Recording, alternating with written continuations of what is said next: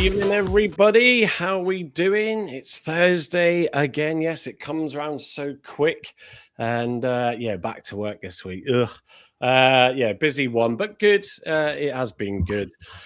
Joining me tonight, everyone, is Gavin and Andy. Carl is doing his late shifts, or back to doing his late shifts.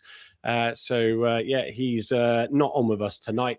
But so you just have to pair up with the three of us. Well. I've got no intro tonight of the game because that was just a car crash on Tuesday, sadly. After a promising start, that just didn't go well, did it, after the first goal went in? Evening, Gavin. How we doing, mate? Yeah, all good, thank you. Long week. And I rushed back from rainy Southampton and fought the storm all the way home to be here just about on time. So I've done no prep and I've watched about 4 minutes of the press conference, so I'll have to go play catch up. Yeah, you're fine. You were at the game on Tuesday, at least. So I was for my sins. I went and had a lovely day in Costa del Luton, which was nice. Be right when it's finished. Stayed in their best hotel, the Premier Inn, City Centre. That was a beauty. And came back on Wednesday morning. 4 hours, lovely. Well worth the trip. I'm glad I came. It's a shame the players didn't turn up, but you know. Well, they did until Sorinola and Harding decided that they didn't realise there was a player behind them, and because I thought we were actually all right until that point. Andy, you got to see that one as well, didn't you? How's your week been anyway? It's been a good week. Yeah, apart from the Tuesday night, I went to my mate's house who was a Luton fan to watch the game. Mad. But it was, it is what it is. It was, we didn't turn up. We was 10 minutes and that was it. Been at the Tavistock today, took the car to MOT, got that done, went to Bob's East End Cafe today. Oh, yes, recommended by Heather. Yeah. Recommended by Heather, and cooked lovely cooked breakfast from her lovely other half as well. So thanks for that. Really appreciate that. But I'm okay, guys. Yeah, all good. Good. I think I have got the highlights from Tuesday night, folks. Sorry to disappoint you, but old habits die hard. But Tegan Finn's goal, from the technique perspective, let alone it was fantastic to see him come on and then get that ball in the back of the net, is well worth watching back. We will have Heather on later. She is in the chat already to give us the women's update as well. And I do have the highlights from that, of which 2 cracking goals in that game as well. So, but there's lots of news. Well, I say lots of news. There's one big piece of news, of course, today, and that is Laurent Talai is going to be out for 4 weeks. So what we'll do is we'll get the Tuesday night game out of the way, including the highlights in a second. But it was around, I think, was it early afternoon that Talai told TC that he wasn't going to play? Yeah, and took it. It's not the same injury, but it's on the same leg from what you were saying. I'll read out the comment in a minute. And obviously that forced a change, which was unexpected. And then also Wiradou with a bit of an issue as well just before kickoff. So Ibrahim then coming off the bench. That was random. So I was watching Wiradou warm up. Yeah. And when everyone's going through their own paces, he was like half-cocked, pretending to do the warm-up.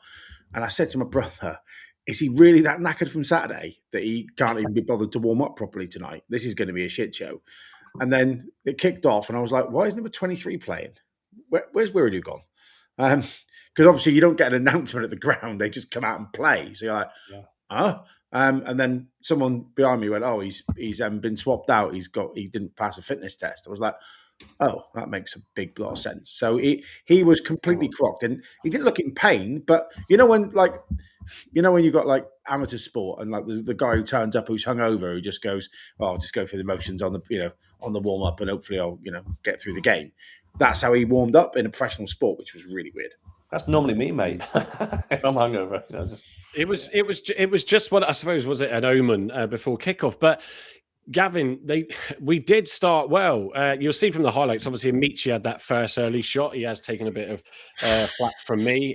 Still think that's justified. He's got to put that away. I was the other end of the ground, but he's got. I mean, is it a phenomenal save? Because I didn't see a replay. No, we'll see. He I got a don't. nick on it, I think. He got a Yeah, nick. It went for a corner. I thought that's got to be the save of the century because he's point blank. It's a bit like Caleb Watts against Cardiff on Saturday. It felt like yes. a bigger chance. And Yeah. if we take that, their heads drop. The crowd were already baying for Wiltshire. from Jack Wilshere. Even actually after they won, going down the tunnel, he got pelters. Jack Wilshere, get out of our club. It's funny how, because at the end he was taking the plaudits and all that, and I was like, wow. I mean, no disrespect to Luton, because we've had obviously Matey on, and yes, I didn't bring him on Saturday and we went and lost. I know. As I said on the watch along with Harvey, but it was just like, wow, really? I mean, they were proper all over the place. Argyle were high pressing again. They couldn't get the ball out the back. They didn't know what to do. We had a couple of chances to get forward, and you thought, hang on, we're going to do all right here. And then just some really stupid defending. Also, to a degree, but I'm not going to blame him entirely because his two defenders let him down. Hazard should have done better keeping the ball out as well. No. Oh, do you not? Well, you were right behind him. I was 8 yards behind him. He's had to go from pretty much one post to the other post and then full length dive. So, and he's 6'5", Mike, and with his hands spread out, he's probably 7 foot something. If he was in the middle of the goal, he'd have comfortably saved that ball. But he's gone from one post to the other, and he's got a hand on it, and it's just gone inside the post. So, yes, if you're not watching him live, well, that was a bit of a mess. But he's gone from literally one end of the goal to the other and flung himself. So Hazard, who has had some stick off me over recent months, but I thought he was not in fault for either goal. Obviously, the penalty, if he had stood still, it would have whacked him in the face, but that is what it is. Yeah. But yeah, that goal, you cannot blame him. He's literally gone across the whole length of the goal and still got a hand to it. So I think he did well to get there. Yeah, it's probably fair, because he shouldn't have had to have expected to cover his far post, maybe, where the ball came in. But for me, it was just almost, I mean, Harding and Sorinola both looked at each other. Neither one of them had a go at each other, because I think they both realised they had a brain fart and went, well, and Jones was their most influential player probably throughout the whole game, causing problems down that right. So, yeah, look, it was frustrating, and it's a shame, really, because as we commentated on it, and you guys both would have seen, it felt like we had just gone back to old Argyle and suddenly just dropped our heads again, and their tails were up. They had a go, but we should have done better in that game. I don't think it was mentality problem. I think it was an energy problem, because I can't remember us winning a second ball. No. All night. I can't remember us winning a 50-50 one-on-one tackle all night. I think I remember 3 patterns of play where we got it down, did triangles, went down the line. I thought, here we go, I want to start playing now. But it felt like they had 9 in midfield and we had 1. Yeah. When I found out that Werdu wasn't playing and that Tolly wasn't playing, I thought, oh, my crumbs. Who's going to help Boateng in the middle? Because Boateng, if he's got either, Werdu or what's the other guy, the new guy around him, Mr. Unfit. Anyway, if he's around, if he's got someone creative around with him, he can venture forward. But Boateng didn't really venture far forward, I thought. I think Boateng was knackered from Saturday. I think. I know, like, if my auntie had a dengly, she'd be my uncle, right? Yeah. But in hindsight, he should have just made 4 or 5 changes into that lineup with guys that were chomping at the bit to get in the team. Because Tegan Finn proved that. You come on with it, and Mackenzie, you come on with a bit of nous, and you want to prove a point about trying to get in this starting lineup, you make a difference.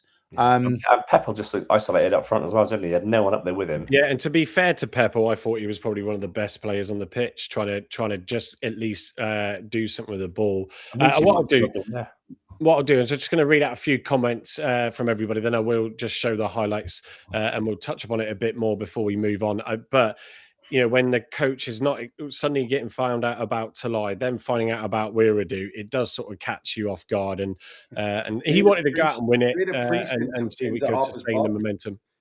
Sorry, Gavin? I said we need a priest into Harper's Park with some holy water to get rid of the evil spirits. Yeah. Try not to lean too far back, because that's what I'll bring my microphone this way. There you go, Mike. That's right.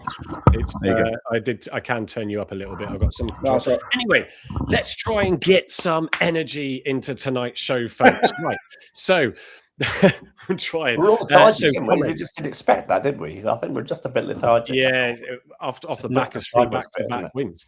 Who we got? So Larry from Boston, Plymouth in Massachusetts.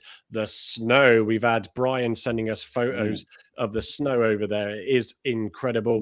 But they just deal with it, don't they? Of course. Michael Hawks is in as well. They both say evening. The footy coach, evening. I've sent you a message about coming on the pod, as mentioned the other night. I then replied to you, and then you told me you emailed the show. Barely any emails come through to that account, so I shall check that now.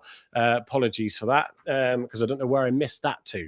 But send me a DM anyway, please, mate, because in case it's gotten missed, and I'll pick up with you. Oh, whose phone's going off? That was mine. Sorry, I've just turned off. That's right. GT's GT's in as well. Common the Greens. He says, evening all. Stevie Vaughan as well. Peter Henwood. Good evening, lads. Another day of injuries. I think it could stop us finishing in the top 6, but the next 3 games should be winnable. Rotherham, Doncaster, Wigan, whatever side we put out. Matt Montgomery's in. He says evening. Also, Debbie Firth, evening to you, Debbie. Probably watching in a cozy, warm Block 9 hoodie. VW Coco says, good evening. Tolly out for 4 weeks with a sad emoji. Absolutely. Nicholas G as well, evening to you. Here we got Spicy Wedges says, evening all. The wedges are pretty bland tonight after a 12-hour shift up the Argyle. I had a burger at the Jack Rabbit tonight. That was a bit bland as well. What else we got? Andrew T. That's advertising there, Mike? No, definitely not. Other pubs are available. Yeah. Better ones. Andrew T says highlights won't take long. Rambo's nose. I'll read out your comment in a minute that you put down. Where is it to? After Nikki joined us as well, saying hello. Gaza Brown High as well is in. Good to see you back in. We were awful, pathetic performance. Rambo's nose said, evening all. Tuesday night result was disappointing, but I got over it quickly. The real gut punch is the injury news. We've gone from being a strong squad position to having 6 first-teamers out again. Matt Montgomery saying several players had a howler on Tuesday. Mitchell had arguably his worst game since joining us. Panic flying, hacking balls 3 or 4 times without any pressure. Let's just read a couple more out. Ben Bennett flooring is in as well. Baz and the Cloud as well too. One of our members on the YouTube channel. Thanks for that, Baz. Hopefully Tuesday, a blip, and they are on it for Saturday. And what else we got here? Neil Harris is a new one. First time watching Forest versus Fenerbahce. Interesting. So we'll watch both. Yeah, appreciate that, Neil, coming in from Facebook. Thank you for that. So look, I tell you what, let me get to the goal highlights. Provided by the EFL YouTube channel this time. There is 2 minutes and 12 seconds. So don't panic at the moment. This is the Amici count.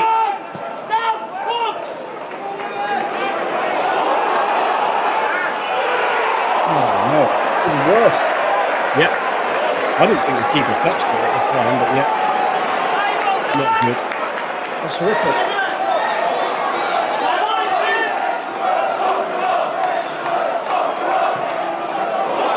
This is I didn't realise it was that bad either. Yep. Either one of those could have dealt with that. Harding or Taylor. and he just kind of volume down on the. I like the way they're giving him shit.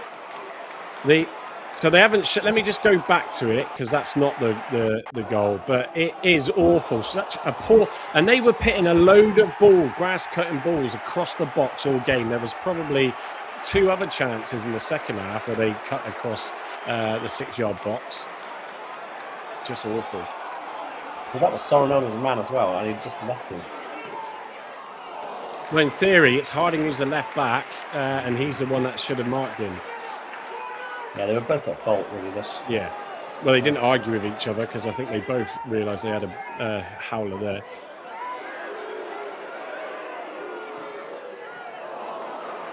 In fairness, overall, Hazard did have a good game for the saves that he had to make. Yeah. He wasn't helped by the defence. No. This is the best press of the whole game. Yeah. Score. Tekka's there is phenomenal, by the way. Yeah. So there's an element here, and I think I said it on the live, because when it went in, Harvey was talking about something, and I suddenly woke him up. If you haven't seen the short clip, it's on our socials. But I'm just going to go back to it, because obviously these highlights aren't doing the goals replay. So watch how he calmly looks at the goal, sees what's in front of him. He's got at least, I think, 2 defenders in his eye line, and then he's also got a defender to the left. And he side foots this, and he almost bends it round them all, so it goes right way through him. I was right behind the goal, level with the goalpost. Yeah. But also, look at the 38 tracking back. I mean, he could have got that at 38. Yeah. So I'll pause it so you can see player to his right in front of him now crossing over, player to the right who's trying to immediately obviously move to get the ball, and the keeper running back. And he doesn't. A lot of players, I reckon, would have just tried to smash this. He just places it, and I was going because I didn't think it was going to actually make it. Great goal. It's a brilliant finish. Brilliant finish. And he did add some spark to the game when he came on. And considering Sorinola had a howler in that game, and Amici is another set of duels we've lost. Yeah. Oh, and that's from there. I didn't see that either. That's a Stonewall, isn't it? Yeah, it's horrendous. And he was caught on his heels. He should have just let him have a shot, because I don't think he would have scored. Stand still, Connor. Oh, okay. I think there, right, if Ross hadn't gone anywhere near him, he would have gone towards and tried a shot, and Hazard might have saved that. Yeah, I don't think he would have scored because they couldn't hit the net. Plaguey there. I was literally right in line with that. It's like, if he was a bit taller, he'd have scored. Yeah. It's that would have been an interesting end to the game. But yeah, I mean, let's read some of the comments. Andrew T saying most pros there go high, sign a class. The footy coach who is in with us joined us on the watch along on Tuesday and said about how he coached Tegan when I think he was 8 and he was playing for the year 9s or under 9s or whatever it was, or he was playing a age above. And he said you could just tell then he was class. And correct me if I'm wrong, coach, but Harvey asked a brilliant question to say, well, how do you look at a player like that age and go, they've got something about them? And he said it was an away game. I forget the fixture, but he said there was an away game. And I'm sure he said Finn was in the corner and had to get out of it and dribbled his way past 3 players, took it to the edge of the box and smashed it into the top corner of the net. And he said, there's just something different about these players when you see them. And that's why I've invited him on, and he's happy to come on. So we'll get that on, because it will be great to see that grassroots side as well. Obviously, we have Paul, who does our Tamerton under 15s that we sponsor. But it would be great to speak to someone that has then seen these youth players that have made it to pro level. Gaz Brownhigh says, talk of the playoffs is so far off the mark, it's laughable. It's not, though. In reality, it really isn't. But it does make me nervous. I'm glad we're not playing any tougher sides, because I think with these injuries it would be difficult. He goes on to say our season is about to peter out with a whimper and a huge disappointment, and it could well just stagnate. But I'd quite happily secure this position. Sorry, mate, I just don't agree with that. No, but games coming up now, Yeah, you don't go and win 2 games back to back, and then 3 games, with 2 of them being away, and smash the league leaders as well. Yeah, you're still within the shout. Nicholas G says, with Celtic interest in our players, do you think it is a distraction? No, Cleverly did address it today as well, just saying that they're focused on what they're doing. But it's great that they're getting interest. And if we can make a buck, then obviously we will. Steve Harley, new evening to you. He says, evening, boys. Lads looked off from the start. They look pretty hungover from Cardiff. Well, that's where I disagree, because I felt the start we were all right until that stupid goal, to be honest. Ethan Prosser says, evening all, hope you're all good. Ruby and me, also known as Andy, says it didn't have the feel of a League One game, though, saving themselves for the league running maybe. Not Sorinola, man. Harding needed to take charge there. Yeah, agree, but they both could have done better. Ben Bennett says, we never want to lose, but we have and need to take it on the chin. We need to concentrate on the league. Playoffs, ? Green Army. But that's the point. I'm not going to do any player reviews tonight, because there isn't really much to talk about. So I haven't bothered anyway. But I mean, at the end of the day, half a mind on the league, Mike. Right? I think Cleverly. Does he want another 2 games? Before. Yeah, damn right he did. I've never seen him so pissed off after a game. Yeah. With his lead striker, who didn't put his hand in the air and say, I don't feel right, before they left Plymouth. Because for me, if he knew he was out, Aseni had to start on Tuesday night. Yeah. Well, yeah, because don't forget we had Baker, 2 goalkeepers, because cleverly said Yeah. he didn't want to drag another outfield player up unnecessarily. Yeah. So Aseni Brilliant. would have started, fact, right? Which meant that they both would have got back playing time, fitness, even if he had played 60 minutes, fine. It would also, most importantly, allow Curtis to play on the wing where he's much, much more effectual. Yeah. Or effective, if I use the right word. Sorry, Pete Beale's absolutely right. Pete Beale is saying, give Finn a chance. Why not? But Why not? no, Aseni's the next striker in line, right? He had to have travelled, and if one of the, even if he had said, "Look, I'm not feeling 100%, but we'll play it before the game," Aseni would have been on the bus. Yeah. Fact, right? He'd have He's started. got to be the player that was clearly left behind, yeah? Yeah, of course. If he won, they'd have changed the squad, and he'd have been in because he was there at 2:00 in the afternoon, 2:30 in the afternoon. That's how pissed off I would have been if I was coach. Going, well, now you've just completely ruined our chances of winning the game, right? Because not because you're injured, but because we haven't got another striker in the squad with us. You can't expect a player to be jumped on in a car at 2:30 to get there for what would have been 5 to 7 in the kit straight on the pit. Never going to work. So that was the end of that, right? Yeah. So by not saying and in the air, I'm a bit stiff, a bit sore. This is a bit dodgy, and not have Aseni on the bus. Double jeopardy because Curtis then is not playing wide, which is his far better position. He's far more dangerous out there than he is centre. It was a congested game anyway. Played far too narrow, in my opinion, by us. We had no width, barely, and we were leggy, lethargic, and it felt like the mental urgency of winning the first ball, pressing, had completely gone. We looked like a team mid-October that couldn't buy a win. Yeah. Yeah. After they marked Pepper at the game as well, didn't they? They actually marked him at the game, so he was ineffective. He was effective, but he was ineffective. If you know what I mean. Does that make sense? So it was. I was when I found that out that he pulled out half 2. I was properly pissy. Because your stuff then, it's not as if we're like an hour down the road. If it's Bristol, you say 2:00, Aseni, get in the car, bring your boots, right? Yeah. You'll be in the squad, and then you'll get some game time. But no, was Amici up front or on the wing? He was on the wing. Yeah, there was a bit of what. How did you read the formation? Sorry, Andy. Gavin. How did you read the formation? Because Harvey and I weren't quite sure. No, I thought it was 4-4-2. Amici one wing. Who was on the other? Sorinola on the other, and they played Curtis and Pepper up top. Yeah, that's the way I read it. Because that was a lot of the, and this is the problem: is when you don't have a striker who can also hold the ball up, it's just coming back. It's coming back, and every time we went up top, they only had one threat, Pepper, and they double marked him. Job done. Even when Longvite came on, it was easy. So look, for me, obviously there's a bit of people feeling down a bit after that, and I get it because it's just been so many highs and lows. But I just want to remind everybody, that recently we went on a defeat at home and a defeat away. Then we went and got 2 away wins and a massive home win.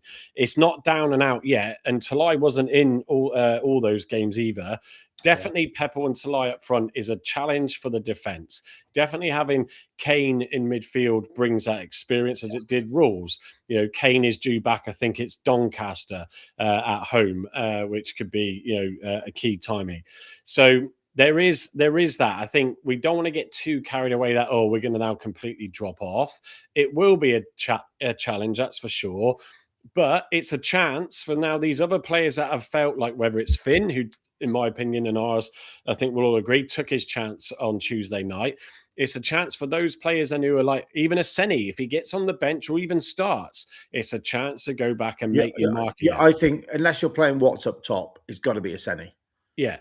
You cannot play Curtis, who's our best player, without Talai on the pitch.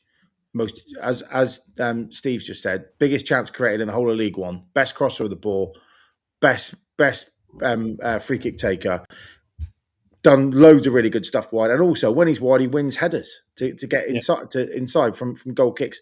You cannot play him up top; it's a waste. It's a complete waste. So it's either a false nine in Watts, or for me, you've got to play Esseni up top, and you've got to go with the formula of holding up and run off. Esseni's got some speed. He's probably as quick as Tulai. He isn't as strong as Peppel. Before Peppel got his chance, everyone was raving about Esseni, saying he'd scored 4 or 5 goals. And then all of a sudden, he's disappeared, and both the boys are back. And it seems like now he's the forgotten man, which I don't quite understand. No, so I think there is, it's not dead and buried yet, that's for sure, and they are winnable games. Yeah, we're not playing like Cardiff, Bolton, Lincoln, Bradford. We're playing Rotherham, Doncaster, Wigan. Next 3 struggling teams at the minute. Yeah, so I think, and another player that you just mentioned there, Gavin Watts, when he came on, I remember quoting it. I said to Harv, I said, "Oh my God!" I said, "We were 10 minutes in this half. It's the first time I'm mentioning Watts. Touch the ball. It was just that, like, no one could just get on anything. Our pass accuracy, I think, was a ridiculously 40, 30 at halftime. Sorry. 40%, 30%. Yeah, it was really low. They were fast to every ball as well. They seemed to be quicker off the mark than we were. Which is lackluster.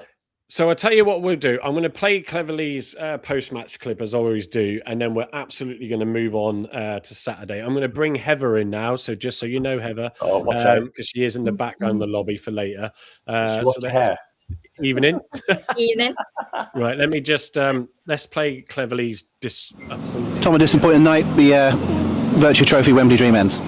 Yeah, got exactly what we deserved this evening. I don't think there's one player, staff member or supporter that would complain we were second best this evening. And the thing that really hurts, I can always accept our team being second best technically. I thought tonight we were second best at the basics, at the duels, at the will, and that's what really hurts this evening. Does that come even more of a shock because that's not been the case for such a long stretch over the last few weeks and months? Yeah, it's been our absolute underpinning success and our real source of domination.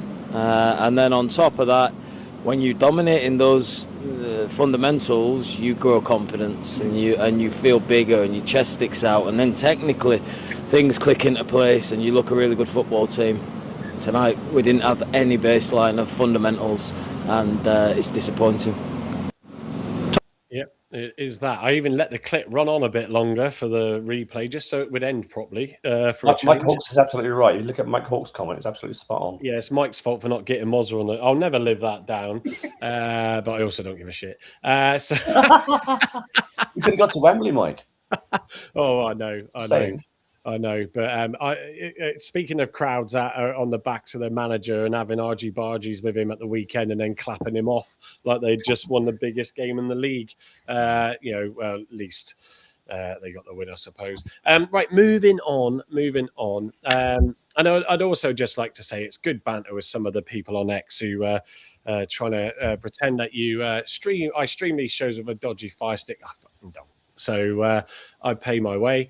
But it was good on Tuesday night. It was probably the hardest game I've had to try and commentate and feel motivated, try and be motivated on Tuesday. Even for Harvey, we were just both, this is a tough one.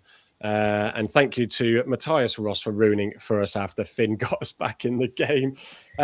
So we obviously move on to Saturday and Rotherham away. But before I get to that, because I want to make sure I remind you of this at the end as well tonight, I'm away in London. Carl's working the night shift. Andy's got stuff on as well early in the evening.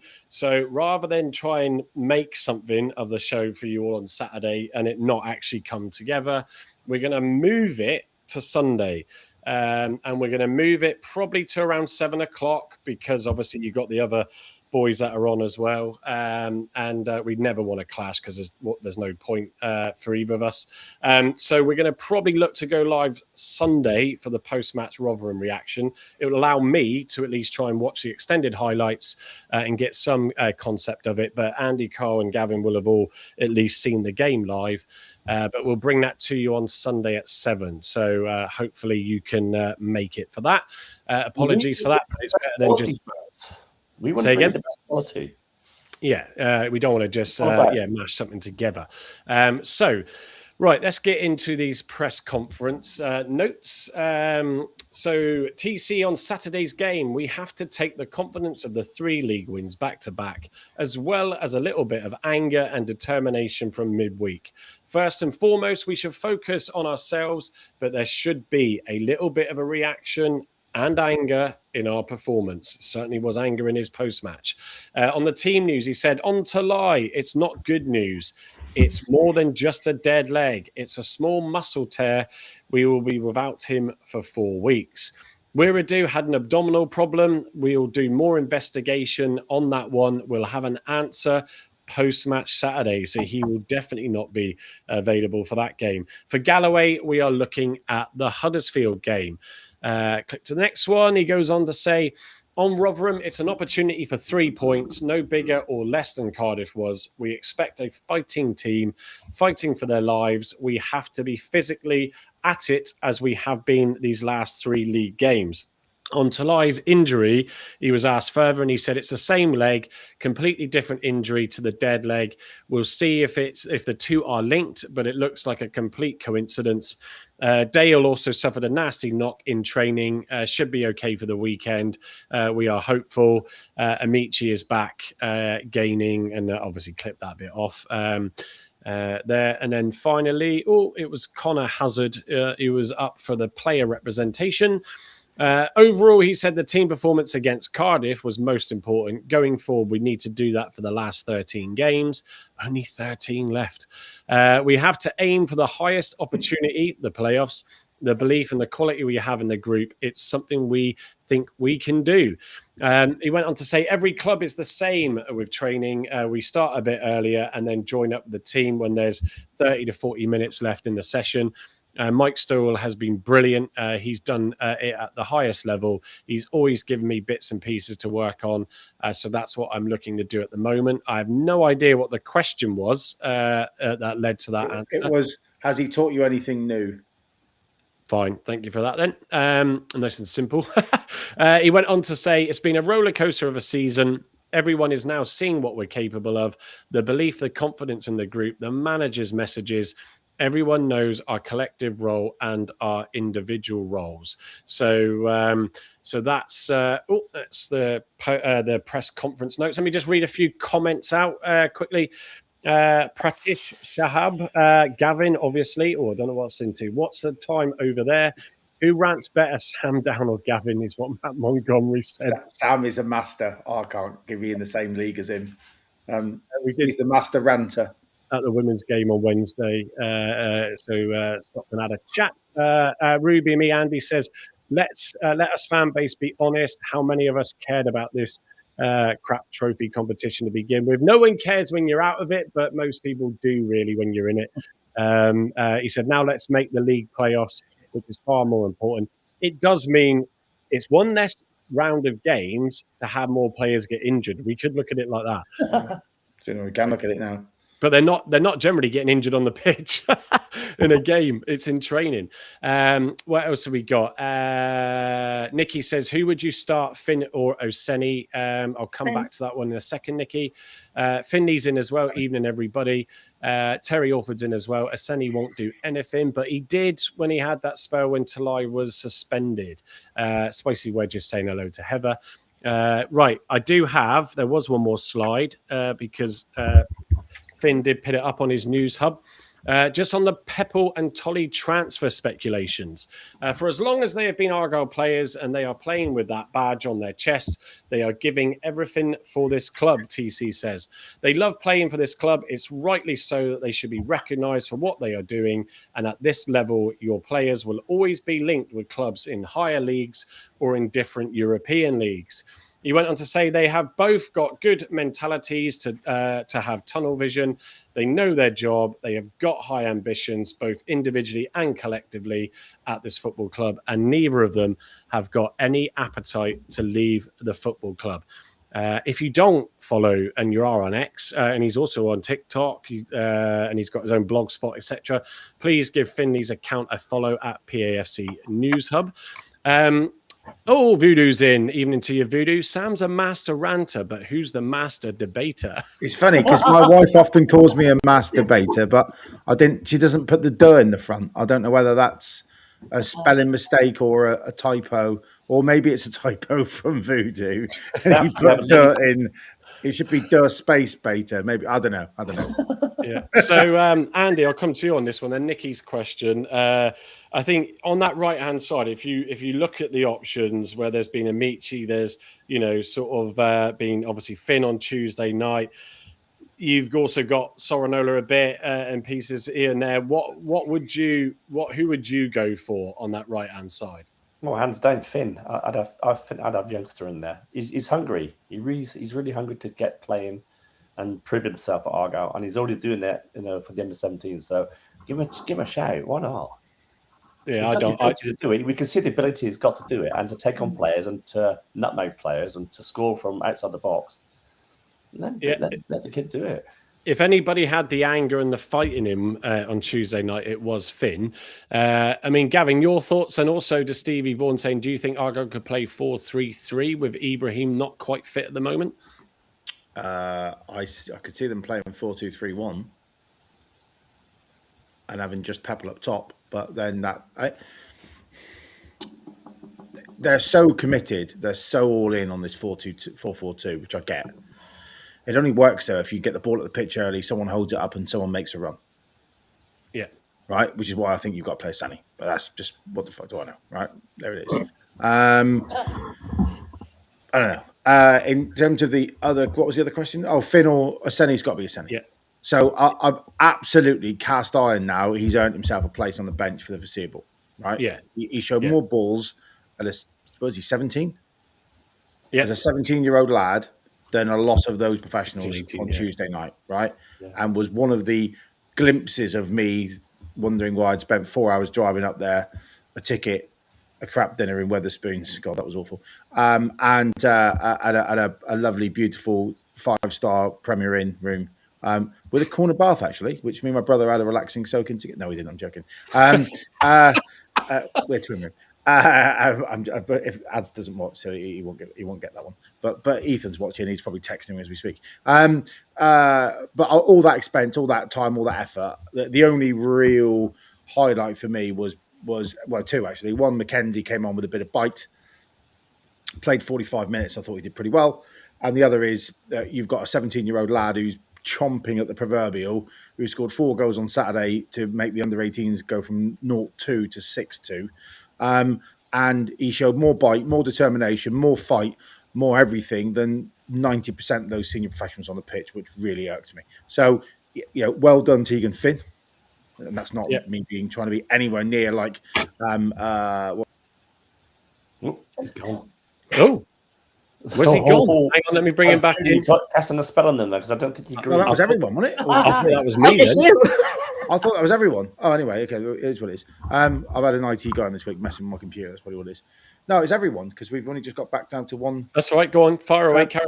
So anyway, so where was I? Yeah, so to have him show more fight than all those pros put together was the only one of 2 reasons why I thought driving home on Wednesday morning early, actually that was worth me going to see him live. That was it. So he deserves a place on the bench 100% for the rest of the season. And if that's in lieu of Xavier Michu, who's on stupid money, so be it. Right, as far as I'm concerned, it's about output, not how much you get paid. Yeah. Yeah, and I think to add to that, Gavin, if no idea what Argyle players are watching, but Amici try and prove us wrong because at the end of the day, just not seeing it. And I don't have. Well, the thing is, he came in against Cardiff and he played out with skin, Mike. Right? Yeah. So I joked on Saturday that the first time this season the kitman's had to put his shorts in the wash because first time since August he's got them dirty. But, he made a great sliding tackle. He was on it. His press was high. He is full of energy. La, la.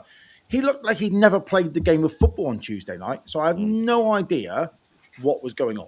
None. Right? Yeah.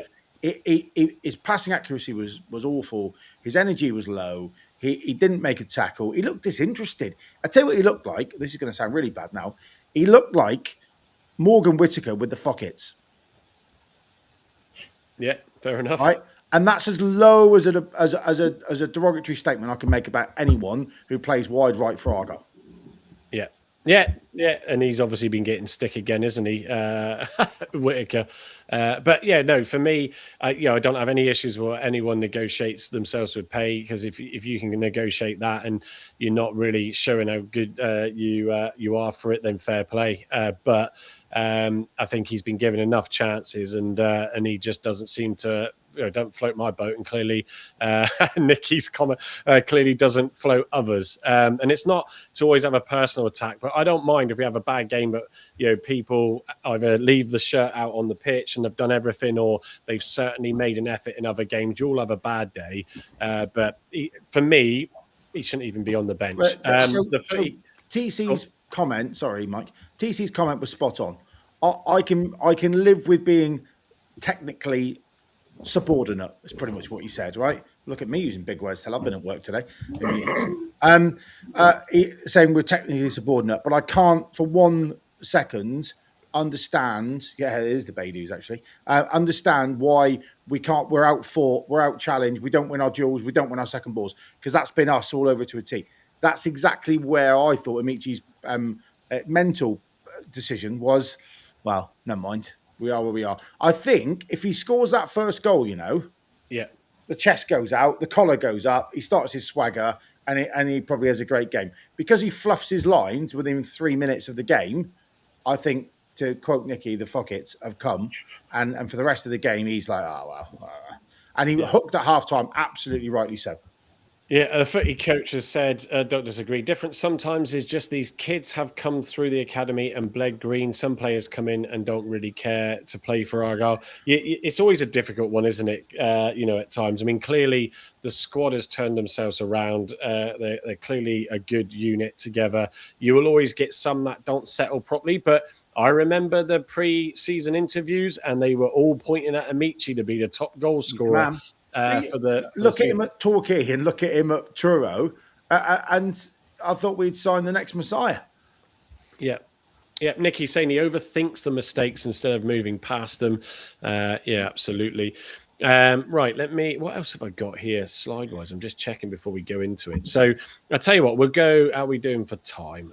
45 minutes in. So let's just have a quick digest of the lineups. And because of these injuries we got, obviously Pleggy was back on Tuesday for 5 or 10 minutes.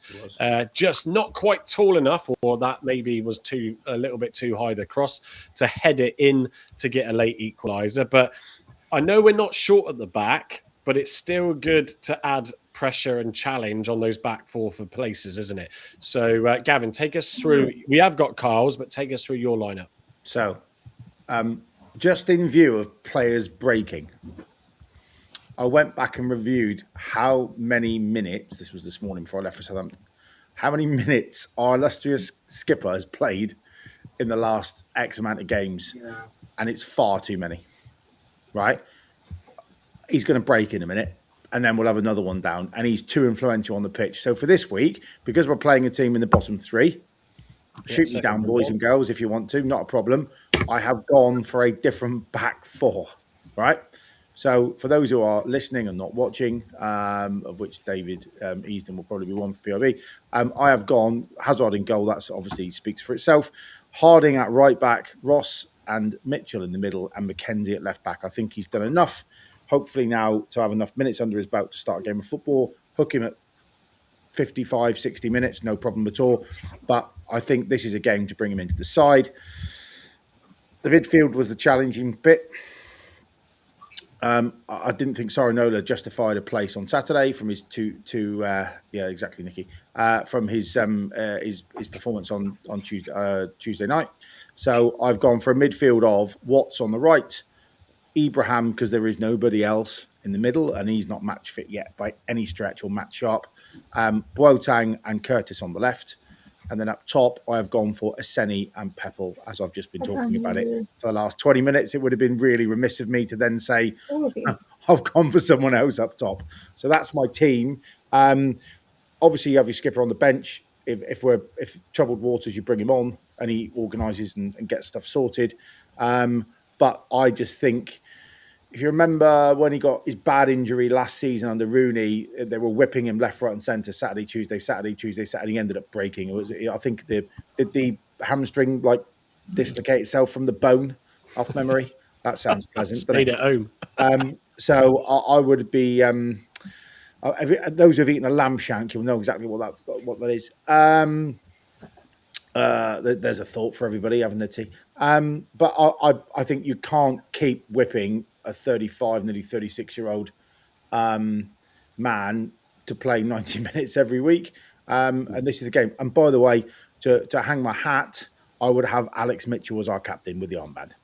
Yeah, I think that's fair. I'll bring Carl's up straight away because rather than sort of go with what I think or Andy thinks, let's just get Carl's up as well first. So Carl has gone Hazard in goal. Yes, he's left Edwards on at right back. He's then gone Ross Mitchell but brought McKenzie in for Harding. He's then picked Finn, who clearly doesn't have a profile pick on Lineup Builder. So Lineup Builder, if you are checking in, as I know you do sometimes, get his picture up because hopefully you'll see more of it. He's picked Finn on the right-hand side, followed by Boateng. Wiradou isn't going to start. Carl probably in between shifts and trying to sleep through the night shifts. He probably hasn't seen that news. So obviously Wiradou won't really feature. Curtis on the left, and then Peppel and Watts he's gone for up front. If I switch back to Gavin's here, looking at that, I want to see what Harding is like on his more favoured right side. And McKenzie, I think, does look strong.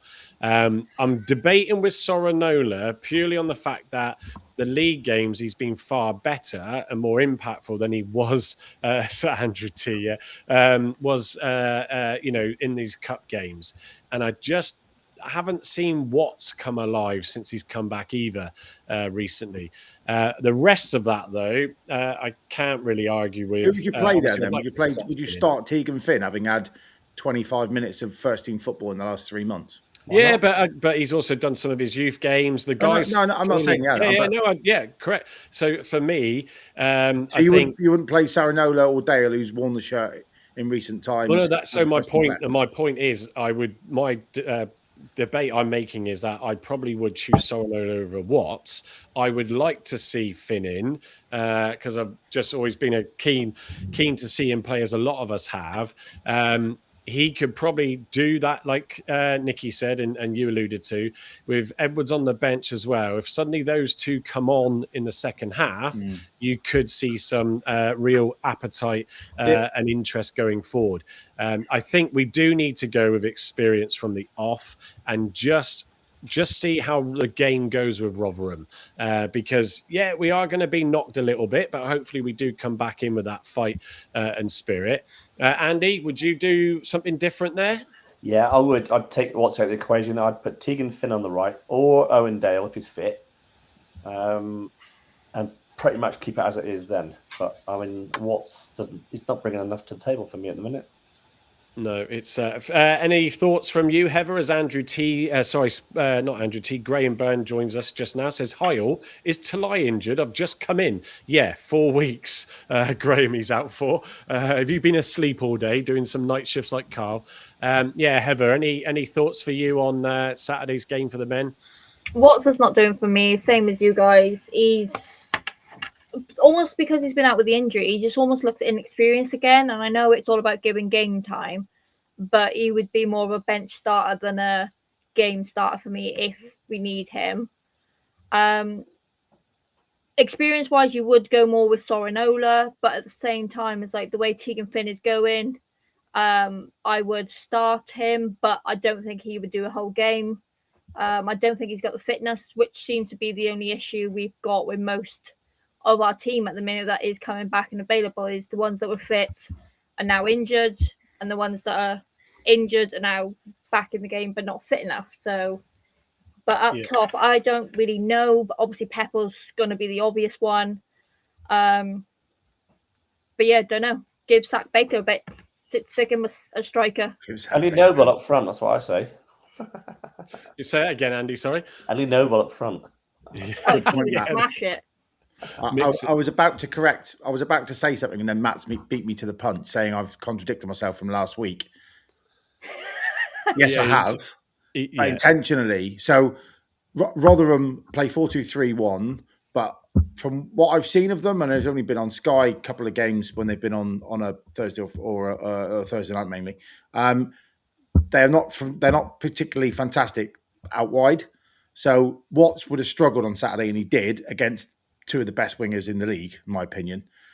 They're nowhere near as effective there, Matt. But I do understand what you are saying, and so what's changed? There you go. What's changed is we're playing against Rotherham, so therefore I don't think we're going to be stretched out wide, and we're going to have a lot more of the ball than we would have done against Cardiff.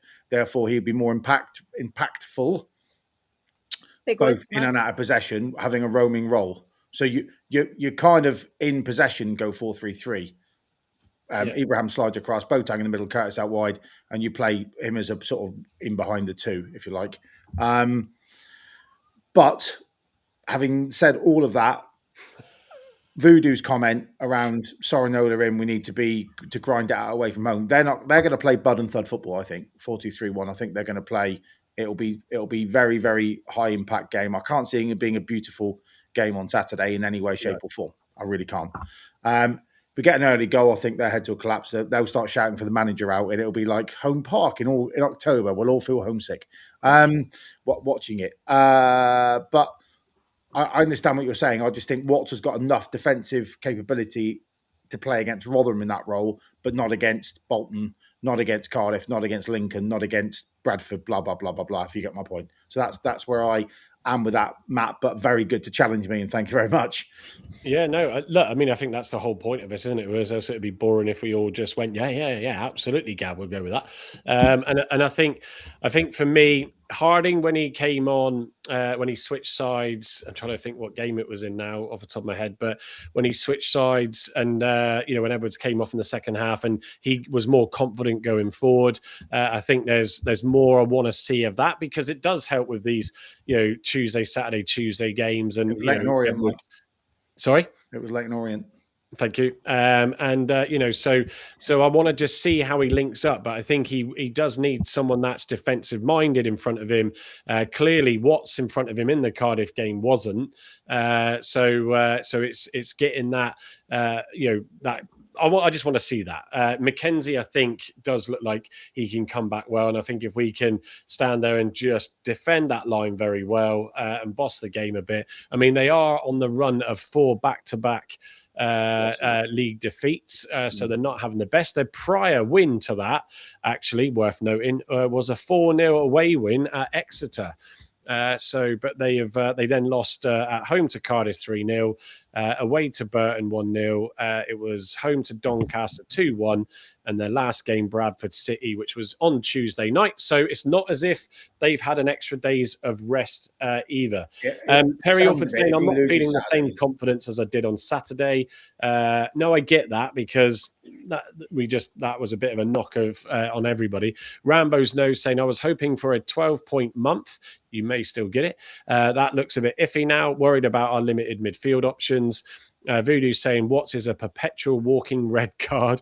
There is that at times. Matt Montgomery said, thank you for clarifying, Gavin, your thoughts. That makes sense. Cheers, buddy. The footy coach come up with a brilliant one after Heather said put Zach Baker up front and said, there you go. He said he used to play centre mid for West Cornwall. So, if we're stretching it a bit, then there's an option for you. Give him game time and saves him sitting on the bench.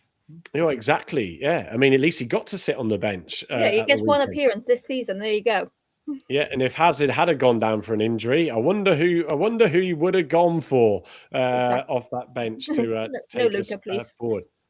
Yeah. So how are we doing? Because I was thinking tonight we might just slip over the hour. So I tell you what we'll do. I'll get your scores first, and then we'll jump into the women's game and get the positive vibes going again. But Andy, just so you know, you have muted yourself. There you go. What's your score prediction for Saturday? Right. So I'll go for a scrappy 1-0 win. There you go. Yeah. Fair enough then, Gavin. There's a Pepper will score as well. Yeah. I'm torn between 2-0 and 3-1. I'm going to go 2-0. And I'm going to go Ross and Boateng. There you go. Yeah. I agree with Andrew in response to Graham. Jury's out on Ibrahim. There's a player in him. Andrew T responded with, he was very good before he got injured. Again, Watts was very good before he got injured. It's just they've got to get these minutes in. Kenny was good before he got injured. Yeah, correct. So thank you, Gav. I was good once before I got injured. It's the problem with 13 games left. We just need everybody to ideally be on their A game. Heather, what do you think the score will be on Saturday for the men? To be honest, after Tuesday's game, I'm obviously less confident. I was going to go 1-1, but I kind of feel like we might do that 2-1. You know, if you stick Zach Baker up there, like he'll be the one that get it over the goal. Love that. There's your random. Get yourself on Ladbrokes, because if that comes in, you won't have to work again. Yeah. Don't you've just insulted Mike Hawks. Just to disappoint you, Matt, if you didn't pick up on it earlier, and for those like Graham and Ben and that just dropped in, I won't be around to do the watch along on Saturday, sadly, because I will be up in London with the family watching The Lion King. So yes, I'll probably. I'm not even gonna do it. No, stop it, Andy. I will probably come out of it. And catch the second half, but I won't even probably get to listen to it or see it. So it'll be refreshing the scorecard. We also did allude to, or I did allude to earlier as well, that as a result of that, Gavin being tied up, Carl working the night shift, it's not worth trying to bring you a show on Saturday evening as a result of that. There's Michael Hawks. I knew it was coming.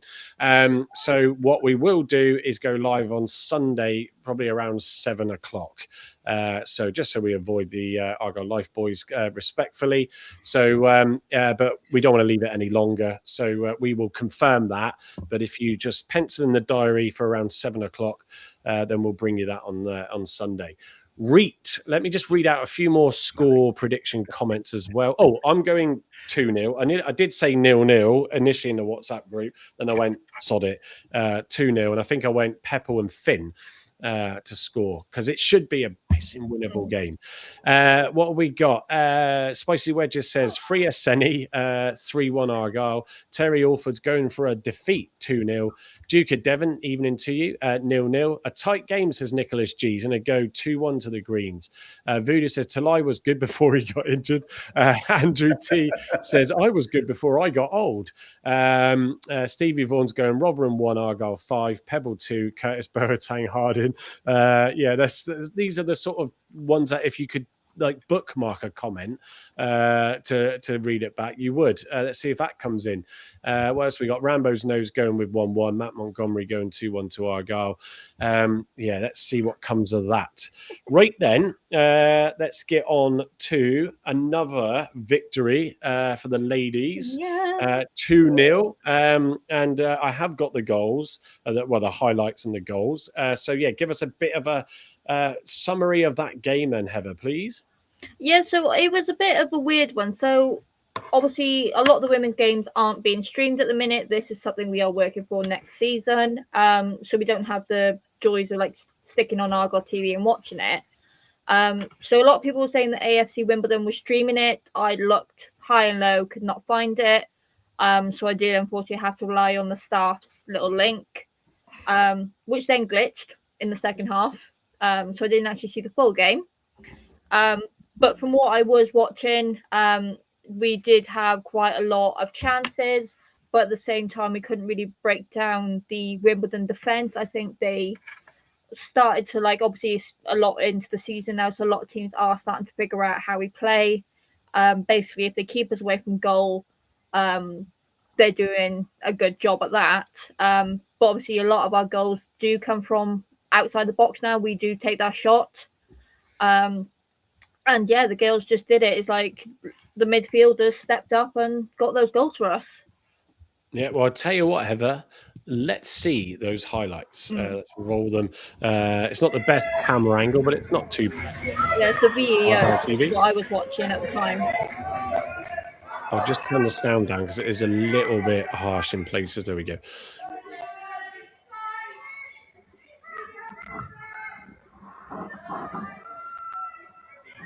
Perfect placement to receive the header. Oh, just a bit stronger. Pitch looks massive. Yeah, Does, doesn't it? it's one of the other teams that actually play at the men's home ground, which is fantastic for us. Plough Lane, yeah. Just start I know it's not everybody's cup of tea, but just start admiring some of these pass and movements that the ladies create, because there's some brilliant positioning going on. They like to play wide and they like to do little set pieces into the box. It's just seeing where it comes off. The goal, the build up to the goals are brilliant. Yeah. Tomorrow's goal is exceptional. Yeah. Creating space, getting movement in the right positions. Look at that. So that's Nellie's goal at 37 That's a Nelly minutes. Noble special, that.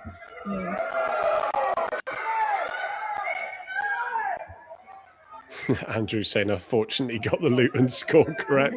Yeah, we should I'll have to do live for that. I'll have to do. I can program one in. I'll have to do a. It's a banger. Like tomorrow. It's a banger. Tomorrow. The next season, I'll do a score prediction league. Someone, Una Lewis smashing the keeper there. Good go. To be fair, since we signed her, she's done fantastic for us. She has really well, yeah. It's been when we signed her from Cheltenham, wasn't it? Yeah, but she's a free agent. That's their stupidity for not signing her. Correct. Yeah. Question. I've always wondered this. Why do the girls play in black shorts and the men in white? So this is actually women aren't technically supposed to play in white shorts because obviously we have a menstrual cycle. Just got it. Yeah, okay. So obviously you don't want any staining on the shorts. So out of respect for the girls, they switch to black.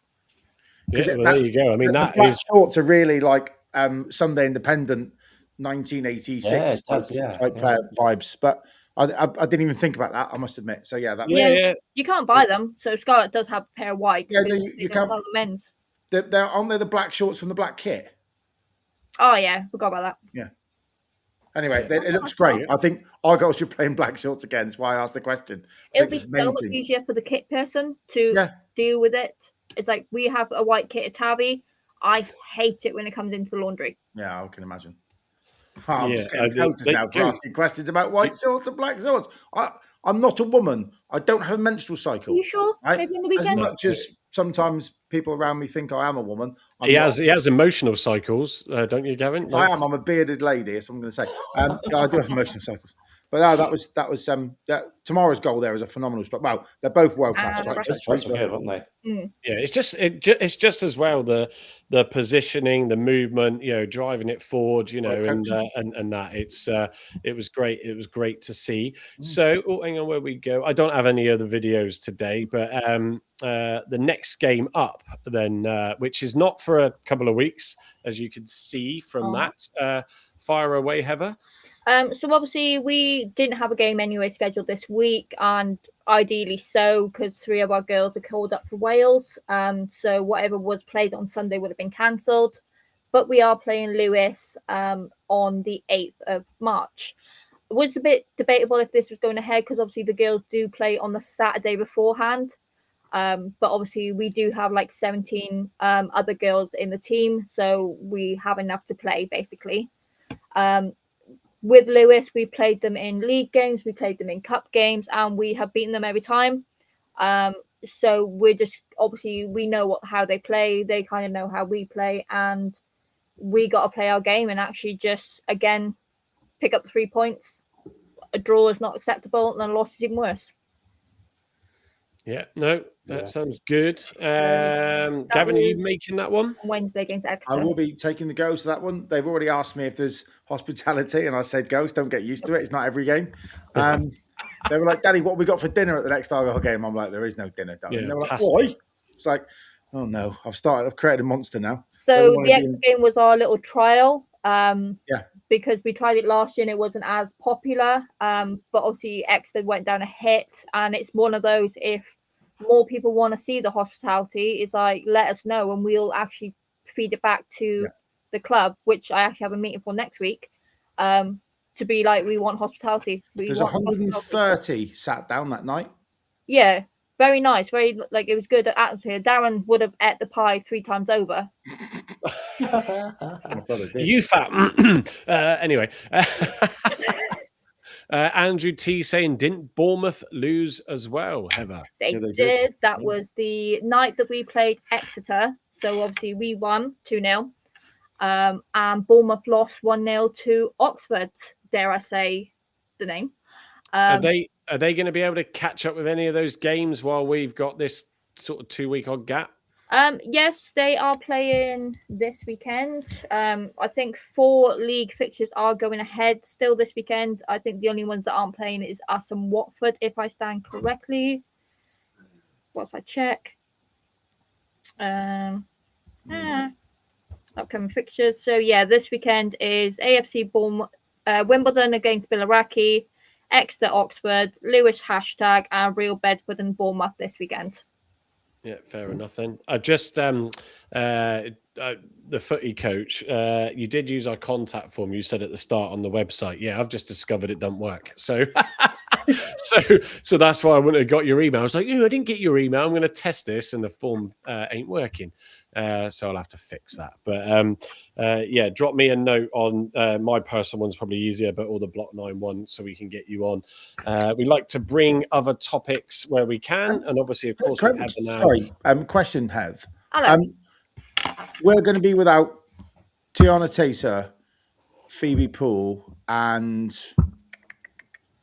Olivia Francis. Technically, no/yes. So they'll be on they'll play the day before. They could be on the bench. If what they did last time, so it was. Tiana Taser came on extra, didn't she, and scored the winner? Yeah, so she didn't start. She literally drove straight from Wales straight down to Exeter to play the game and got benched and played the second half. Yeah. It's one of those, if they probably get the full 90 minutes for Wales against Montenegro, highly likely they will start for us, unfortunately. Yeah. If they are basically 3 of our best attacking players. Yes, Wales have nicked our best attacking players. Wow. Speaking of international duty, Peppel's even been rumoured to join up with the Canadian team, isn't he? Are they desperate? Joking. He's come on a lot, to be honest. Bye, Heather. Yes, have a nice evening. I know, obviously, because I don't know if a lot of people are aware. I was made aware earlier, is because we are doing the FA National League Cup on the 28th. Yeah. We were supposed to be playing Cheltenham on the 29th, which is a Sunday, and that's been rearranged for Mother's Day at home. Oh, the day after Reading. Yeah, so we've got a Lewis home, Cheltenham home. Isn't there a Mother's Day lunch in Club Argyle as well? That's a great day. I don't know how that's going to work. Oh, I'm going to have to talk to Mummy about that. Say, I watch football. I do not think for 1 minute Joe will appreciate me going, you want to celebrate Mother's Day? You can have a succulent Chinese meal. No, for those who know what that is. You can have a succulent luncheon and then spill out from Club Argyle straight into the padded seats and watch Argyle beat. No? Okay. Well, I will broach the subject. I've seen Michael Hawke's comment saying, is it the rule about 3 players they get called off? And it's like, yes, but because they finish on the Saturday, it doesn't technically impede our Sunday game. It's not in the window. Yeah, it's not in the 10-day window. Fair enough. Right, I think best players in the team, apart from arguably 3 best players in the team, certainly attacking players, and they're not going to be available, or certainly not going to be able to start, which is interesting. Yeah. Yeah, well, look, thank you for that, Heather. I think we'll just get final thoughts and have an early one tonight. But just to remind you all, as I said not long ago, we won't be back Saturday. I won't be there for the watch along, sadly. I still, but I'm probably going to do this in the off season because I've got more than enough on my plate. But I have said before that obviously you all like chatting away when the games are kicking off. Maybe I'll try and work up some magic that you can do that even when we're at home, so you can all engage throughout the games going on. I will, though, because I'm not going Reading. I gave up my ticket to Jason, who does the banana bus for all the guys, because I just wasn't quite 100% sure. Gavin and I spoke about it, but just been so busy, I thought it's just easier for me to let someone else make use of it. So I shall do the watch along for that I don't know, Gavin, did you sort yourself out in the end, or you're I'm not going? going to. So I'm going to Reading. I'm going up on the Friday night, staying at the Voco, which used to be the Millennium Hotel inside the ground with a nice swimming pool and all the other bits. So I get a guaranteed car park space, and then I'm driving home Saturday night so I can surprise both my mother and my wife for a beautiful Mother's Day at Plymouth Argyle. I mean, sorry, a restaurant of their choice. At Club Argyle. And while I'm there, I'll pop to Poundland and get a couple of scours or something for their Mother's Day presents. Because, well, Matt Montgomery's just done me again. I remember from Sean's birthday in February, they said, "Where'd you get your presents?" And it was like, Poundland. They're at me again now. They Yeah, know my because secrets. he's not snobby enough to go to the range, just saying. No, oh, God, no, that's far too much price range. I'll get them a couple of nice scours and maybe a tea towel at Poundland. They'll love that, both of them. There you go. And get them the Scrub Daddy ones, yeah, just to rub it in even more. Yeah. Just looked up the Mother's Day. It starts at 1 o'clock, so it will clash with the game. So, whilst you're making your bouquets, your blooms and bouquets, it's like, I'm going to sit outside and watch the game. Oh, yeah. So I haven't thought that through. No. I know Carl was trying to go to the Reading game, but I'm not sure. Don't know if Andy, if you know if he did sort it out or not. So I'm not sure, mate. no. So there will probably be three of us at least for the post match Saturday evening. I'll definitely do the watch along. I won't be there on the Saturday night. That's sad news for all Block 9 podcast viewers. I will not be there for that night. Oh, you're out as well. So it might be, dare we say it, a Mothering Sunday podcast again. I'm watching Let's just do that from Club Argyle. Yeah. I could be back just for 8 o'clock if the traffic's because 3 hours Reading's plenty, isn't it? Fair enough. Depends on how much of my voice I've lost in how good the game is. Hopefully, it will be a good one. 8:30 should be fine from Reading, shouldn't it? If you're leaving at 10 past 5. Yeah, that's true. Yeah, and Michael Hawks, we are definitely coming for you this time for payback. Anyway, let's get final thoughts. So, Andy, what are your final thoughts to wrap us up with tonight? Oh, I just hope we can get back on track. We've got 3 relatively on paper easy games coming up, so just going to go for 9 points again, haven't we? 6 wins on the spin. That'd be really good. Take us into that playoff spot. Yeah, propel us forward to promotion. That's what we want to do. Yeah. And I want to go Heather next. Sorry, Heather. Men, they just need to actually buckle down and actually sort themselves out on the pitch. Tuesday was not good enough. We need the Cardiff team back, basically, minus obviously the injuries. Yeah, good slap around the head. They basically need it. Heads smacking together, like, sort your shit out, boys. Girls' point of view, I hope the 3 girls that are playing on the 3rd and the 7th, they smash their Wales internationals, and Phoebe gets her debut for Wales. And then obviously we'll smash Lewis. I know a lot of people have asked about the National League Cup. I do have information about that as well if anyone needs information. And yeah, smack the heads of the boys, need the wins. And yeah, that's it. Yeah, fair enough. And we will look forward to getting those international updates from you on that applicable live lounge. Go on, Gavin, then from yourself. Back to basics, isn't it? That's what I'm going to say. Obviously, there's no women's team, so I'm not going to make any comment on that until they're playing again. But men's team, back to basics. Got to win our duels. Got to be more physical. Got to press harder. Got to harass a team with low confidence. And more importantly, when we get our chance in the first 3 minutes, we got to take that fucking thing. Hopefully, Mr. Watts or Mr. Amici, if they do start, not in my team, they don't, but if they do, they need to convert their early chance because we got away with it because we were awesome against Cardiff. We didn't get away with it on Tuesday night. I was only acutely aware. So whatever the early chance is, whoever starts has got to take it. Yeah, no, absolutely. And I think that's, for me, it's just to remind everybody that we did come back from 2 back-to-back defeats after that great run to secure 3 back-to-back defeats, of which 2 of those were away. And as we know, one of them was against the league leaders at home, who were totally undone. So it's not all lost. Let's see how it goes. If it's bad on Saturday, we might just even scrap Sunday's show.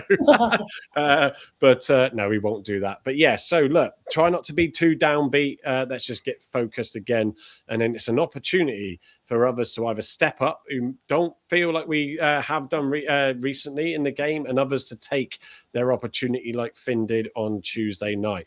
So there's that to consider. I also just want to say a massive thank you to those that do listen, post on their favorite podcast platforms, or even if you just watch it back on YouTube. It's much appreciated. The average numbers that are listening in on the Acast stats I get, which combines all the podcast channels, blows me away all the time I look at it. The numbers are impressive. So we really do appreciate everybody's support on however you listen, watching us live like you are now, or get to us via your other means. It is much appreciated. So like I said, remember, don't try and dial in and go, "Oh, you there, Mike?" at 3 o'clock on Saturday, because no, I won't be.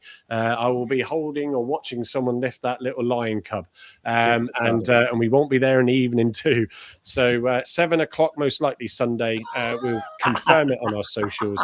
What have you got here? Oh yes, sorry. I was trying to look around. I don't even have that. I had to. I don't even have that burger thing anymore that I had here the other day. The capybara. What's Montgomery on about now? I haven't changed my mind again at all. I've got my no. To be fair, Matt, I was going to drop it up and go, yeah, of course. You know, Watson and Amici don't feature in his lineup. So just moving on. No, Watts does. Oh, sorry, did I say Watts isn't? Okay, yeah, you did. Yeah, Watts does. Amici doesn't. Matt's like that. Matthew, it's been a very, very long week. I've had 9 hours of driving today and 3.5 hours of meetings. So, and it gets very excuse me for my tardiness of memory. Yeah, God, he has had a shift today. Someone needs a snap. Michael Hawke saying, great podcast, all fantastic as ever. Thanks, fellas, says Andy, Ruby, and me. Great pod. See you soon. George Hayes, easiest 3 points you'll ever get. Thank you for joining us, George. Clearly a Rotherham fan. Appreciate you dropping in. That's what Luton said on Tuesday night. Come and take the trophy off us, go away. And we got hammered. Yeah, Voodoo's saying, sort your shit out, lads. Absolutely. Love Heather's team talk, simple but effective. Sort your shit out. Anyway, we'll leave it as that. Thank you, everybody, again for joining us. And until